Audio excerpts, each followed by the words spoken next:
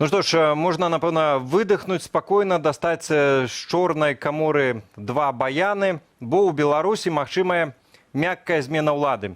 У часе сустрэчы ў Вашынгтоне дэлегацыя лідараў правацэнтрысцкай кааліцыі наши суайчыннікі-апазіцыянеры заявілі, што неўзабаве ў Беларусі адкрыецца вакно магчымасцяў, якое можа быць выкарыстанае апазіцыяй для мягкай змены дзейнай улады. Давайте про гэта паговорым. У студыі з намі будзе Павал Усаў, доктар палітычных навук. Павал, добрый вечар. Добрый вечар. І таксама адзін з удзельнікаў дэлегацыі, якая толькі вярнулася з адзіночных штатаў Амерыкі. Гэта сустаршыня беларускай хрысціянскай дэмакратыі Віталій Рымашэўскі у нас на відэасувязі з Менску. Віталій, добрый вечар. Добрый вечер, и не спяшайтеся доставать баяны. Добра, баяны не дастаем, бо ёсць час для вас патлумачыць, што гэта за такое вакно магчымасцяў. Но, ведаеце, калі мы казалі пра мягкую змену ўлады, гэта не значыць, што абавязкова гэта мягкая змена ўлады будзе на карысць беларусам. Таму што, як аргументацыю я могу привесці некалькі рэчаў. Першае, тое, што беларускія ўлады і сам Александр Лукашенко пачынае казаць пра рэферэндум. Рэферэндум, прычым які, невядома ў якой ступені, але можа змяніць паўнамоцтвы там на карысць парламенту і гэтак далей. Да гэтага ніколі такія рэчы не агучваліся там.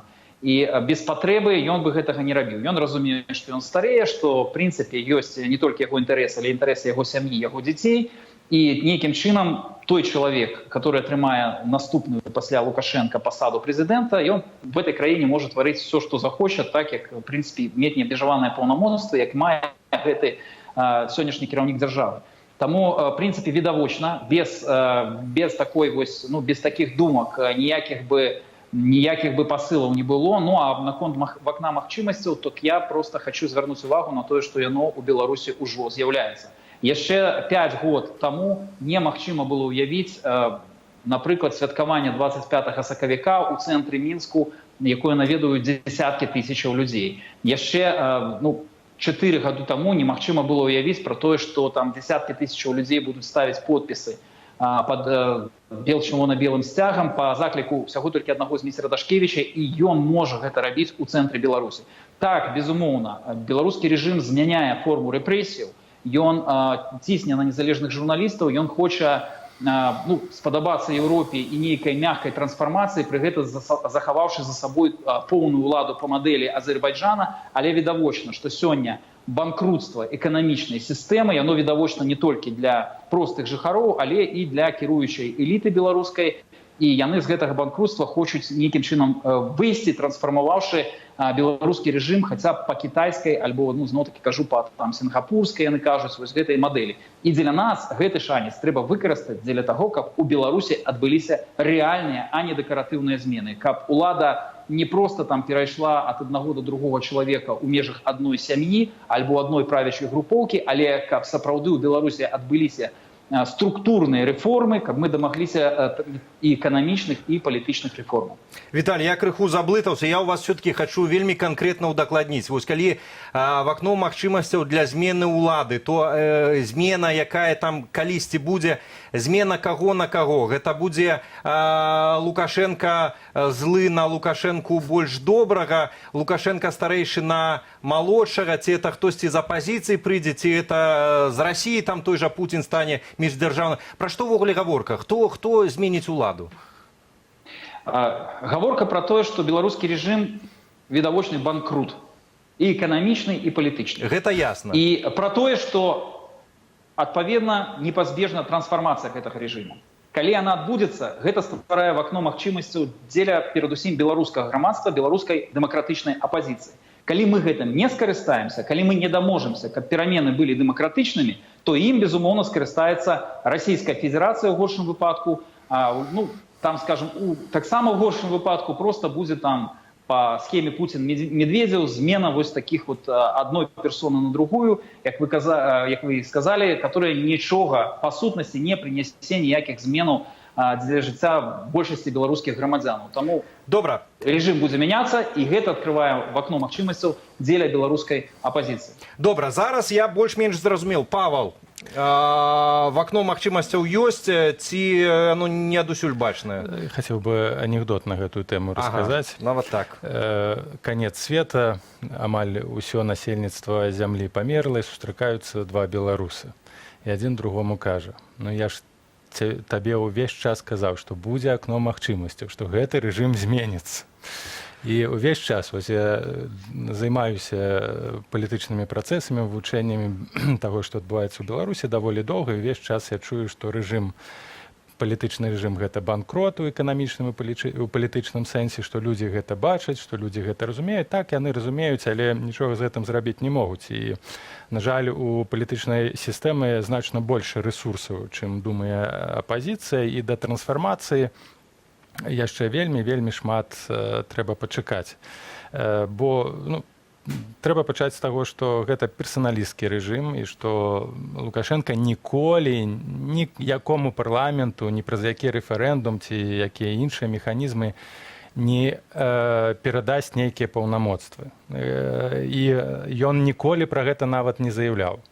І ўсё, што тычыцца рэферэндума, тычылася менавіта магчымасцяў механізмаў перадачы ўлады. І пытанне, каму на сённяшні дзень Лукашенко намагаецца перадаць уладу: ці старэйшаму сыну Віктару, ці малодшаму Мікалаю. І абсалютна няма ніякіх падставаў меркаваць ці казаць пра тое, што ён сыдзе ввогуле, што ён аддасць уладу па сцэнару, напрыклад, таго ж Ельцына. Ён будзе трымаць уладу, як гэта рабіў і робіць Назарбаев, як гэта рабіў Гейдар Аліев, потым перадаў сваю ўладу сыну. І гэта не дае, не раскрывае нейкага вакна магчымасцяў. Два ёсць моманты, пры якіх можа расчыніцца такое вакно. Гэта слабае здароўе Лукашенка, немагчымасць кантраляваць унутраныя працэсы.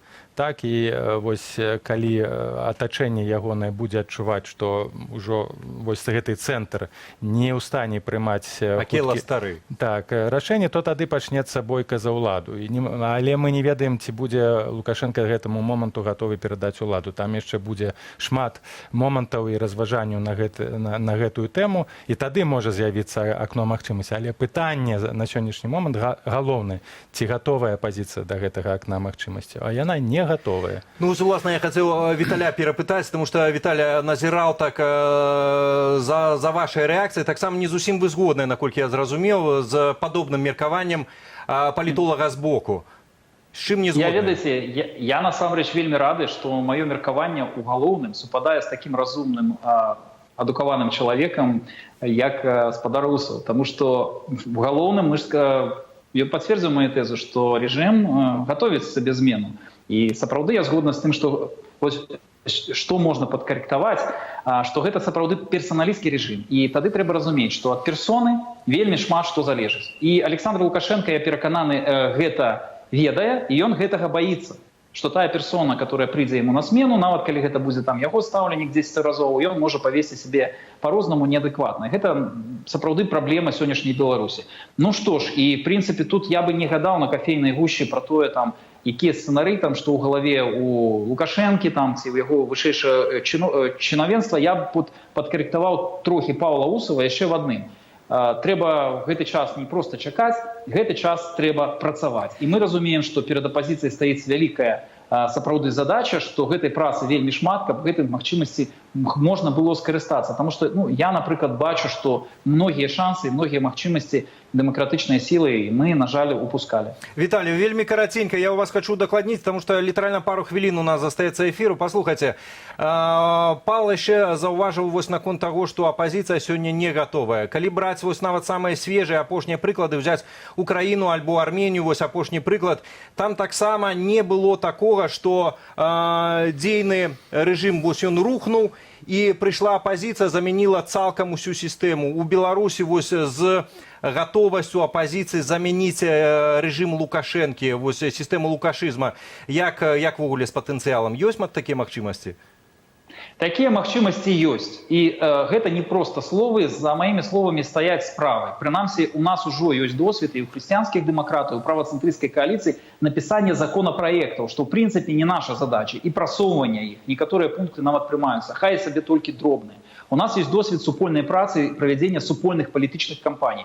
И принамсі, что датычна белорусской христианской демократии, правоцентристской коалиции, у нас есть так само досвед працы с мэтавымі группами, теми, которыми ранее не занимались политиками. Будь то Маці 328, альбо будь то люди, которые мітингують супраць дэкрэта номер 3, там, номер 1 цяпер ён называется. Может быть, гэтага потенциала еще недостаткова, але хай, безумоўно, тут уже слово скажут знешние эксперты, мы готовы до критики, я разумею, что нема мяжы досканалости, мы рыхтуемся для того, каб змена ўлады адбылася. Віталь, давайте напрыканцы дамо якраз слова незалежным яшчэ экспертам. І вось апошняе пытанне, Павал, вось наконт уласна магчымай гэтай змены ўлады. Які можа быць сцэнар для Беларусі, не той, который пажаданы, а які найбольш рэальны? Гэта сапраўды змена цалкам усёй сістэмы лукашызму, альбо гэта спроба дамаўляцца з найбольш адэкватнымі прадстаўнікамі? Калі можна караценька. На пачатку ремарка. Займацца палітычнымі акцыямі і кіраваць дзяржавай — гэта абсалютна розныя рэчы. І можна дэманстраваць, можна працаваць з людзьмі, але прымаць рашэнне і кіраваць дзяржавай, нават малым горадам, гэта патрэбны досвед. А што тычыцца сцэнароў, то іх даволі шмат. Самы, канешне, для Беларусі добры і пазітыўны варыянт — гэта варыянт сыходу і Лукашенка, персанальнага сыходу, перад гэтым усталяванне механізмаў дэмакратызацыі. Але гэтага ніколі не будзе, бо гэта не тая асоба, якая будзе хварэць і думаць за будучыню Беларусі. Для яго на сённяшні момант галоўнае ягоны дабрабыт, і ён будзе кіраваць, пакуль ён у стане кіраваць. І нікому ён не перадасць уладу, пакуль ён сам гатовы трымацца за штурвал. А другі момант — гэта дабрабыт ягонай сям'і. Яго не клапоціць ані Беларусі, ані будучыня краіны. Калі будзе такі дэдлок, у сэнсе тупіковы сцэнар, то ён проста краіну гэтую прадасць Расіі. Ну што ж, магчыма, здарыцца нейкі абсалютна казачны, цудоўны цуд, і заўтра Лукашенко скажа штосьці абсалютна іншае, і за словамі пойдуць дзеянні. Між тым, спадарства, дзякуй вялікі вам за размову. Віталій Рамашэўскі, сустарчыня беларускай хрысціянскай дэмакратыі, з намі на відэасувязі з Менску. Павал Усаў у нас у студыі. Вось такі дыялог сапраўды атрымаўся, і што вельмі цешыць, асабліва на фоне таго, што ані вас на менскім дыялогу, які заяўлены такой абсалютна адкрытай дэмакратычнай пляцоўкай, вас няма, бо не запрашалі, зрэшты, як і Белсат. Вось такія сітуацыі. Дзякуй вялікі за размову.